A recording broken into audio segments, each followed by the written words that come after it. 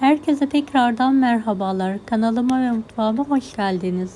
Kolay ve pratik bir tarif ile geldim. 2 su bardağı esmer köftelik bulgur, 1,5 tatlı kaşığı tuz, 1 su bardağı sıcak suyu uygun bir kaba alarak karıştıralım.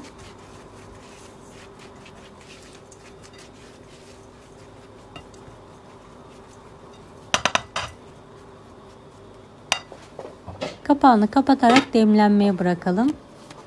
Evet, demlenen bulgurumuzu tekrardan karıştıralım.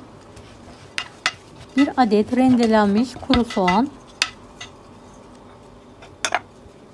2 yemek kaşığı domates suyu, 1 yemek kaşığı biber salçası,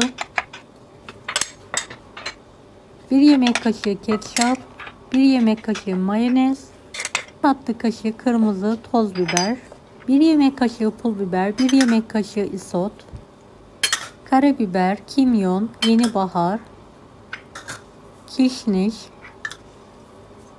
küçük bir kase ceviz, tekrardan tuz, yarım çay bardağı zeytinyağı gezdirelim, nar ekşisi,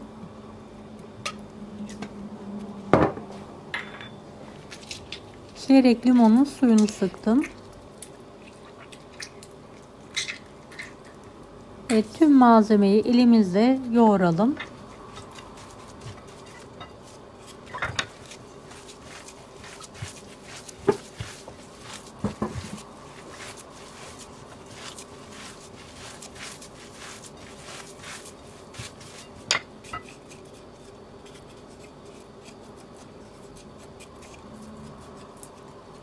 Blender yardımıyla 5 dakika aralıklarla kıvam alana kadar çekelim.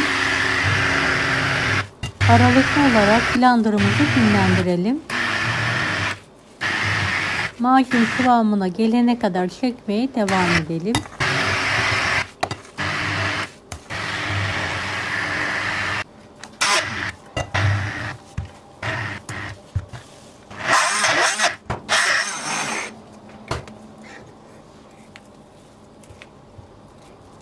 Evet, kıvama gelen çiğ köftemizi tekrardan karıştıralım.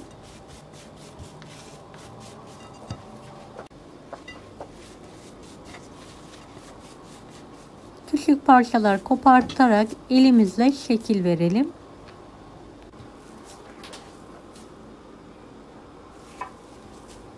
Evet, şekil vermeye devam edelim.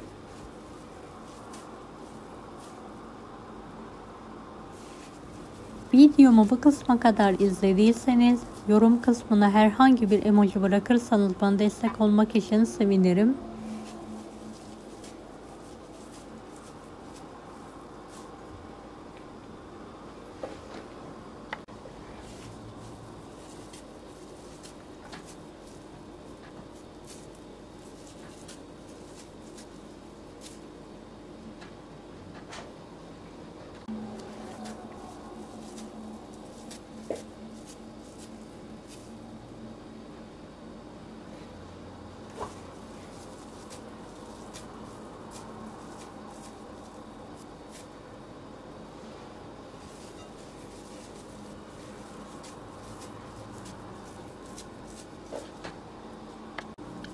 Şekil vermeye devam ediyorum.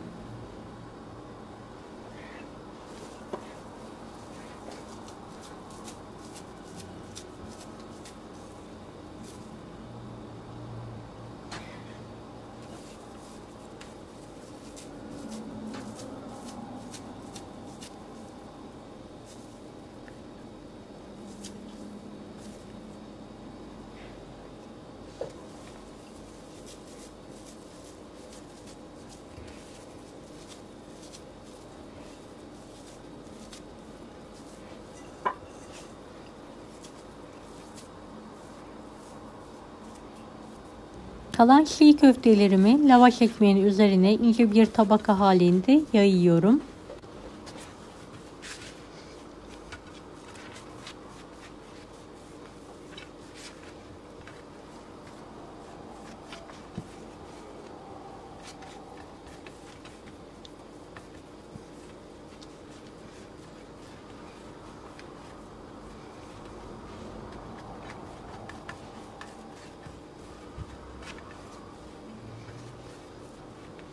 Üzerine doğranmış kornişon turşu, biraz da marul ekliyorum.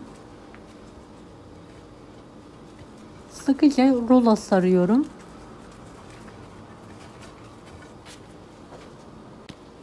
Evet, diğer lavaşımı da aynı şekilde hazırladım ve rulo sarıyorum.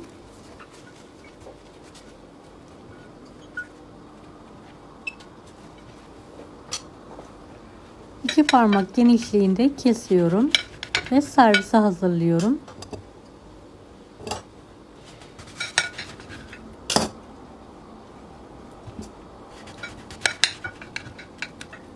Gerçekten çok lezzetli bir çiğ köfte tarifi. Mutlaka bu yöntemle deneyerek sevdiklerinize ikram edin.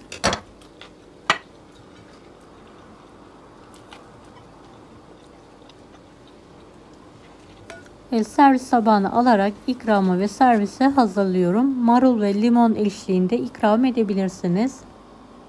Deneyecek olanlara şimdiden kolaylıklar dilerim. Kanalıma ücretsiz abone olmayı unutmayın. Bir dahaki videolarda görüşmek üzere. Allah'a emanet olun. Hoşça kalın. Daha farklı tarifler için bunları da izlemeyi unutmayınız. Afiyet şifa olsun herkese.